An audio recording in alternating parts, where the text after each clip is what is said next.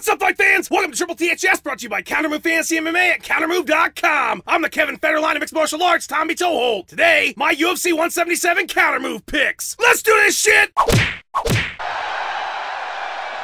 It's almost here, fight fans. The rematch we've all been waiting for since Jones and Gus 2 is never gonna happen. Saturday night, TJ Dillashaw will try to recreate one of the greatest performances in mixed martial arts history, and Renan Barão is gonna try to murder the shit out of him like he did for about a decade before TJ came around and took him to church. It's a rematch you gotta watch. You know you want to see it, and you know what's gonna make that fight better along with every other fucking fight on that card? You should fucking know by now, fight fans. It's Kountermove Fantasy MMA at Kountermove.com. Tommy, I don't know how to play. There are too many fighters I'm not familiar with. What if I lose and my friends make fun of me? Calm the fuck down. Your friends are losers and you know it. The last thing they should be talking about is you sucking at anything. Bunch of freeloading sons of bitches always showing up on fight night. Oh, you brought Doritos, Jeff. That's great. Thanks for putting some effort into our fight night party. You know what? Fuck Jeff and fuck Doritos. He fucking sucks. And he's not gonna give you a hard time about your Kountermove picks, because I'm about to break down every fucking fight on this UFC 177 card, and I'm gonna teach you how to play while I do it. You're fucking welcome. Alright, so you're gonna want to open up some sort of web browsing application and head to Kountermove.com. The first thing you're gonna notice is professional hot person and Hermes incarnate Natasha Wicks. Once you're done admiring, take a look just below and you'll notice there are all sorts of tourneys. Big tourneys, small tourneys, free tourneys. There's a tournament for any kind of tournament you're wanting to be a part of. The one I've got my eye on, though, is the big money tourney at the very top. Crooklyn's $10,000 tourney. 25 bucks gets you in. Top spot takes $2 grand, and it pays out all the way to 67th place. Now that is what the fuck I am talking about. So I'm gonna hit enter now, and I'll be brought to the team selection screen. Fight fans, this isn't Vegas. You're not going for straight picks. This is just like fantasy football, which means performance matters and performance scores points. You take your $25,000 for $10, you pick a team of 5 fighters, your fighters perform, you rack up points, you win. That is how the game is played, fight fans. Since this is performance-based, we want finishes and early. The quicker the better. So let's look at the matchups and see who is gonna kick ass and do it fast. First up, we've got Yancy Medeiros and Damon Jackson. Jackson is undefeated and has a slightly higher percentage finish rate, but don't get it twisted. This is his UFC debut and Medeiros is a vet. I'm going with experience here. Medeiros for the finish.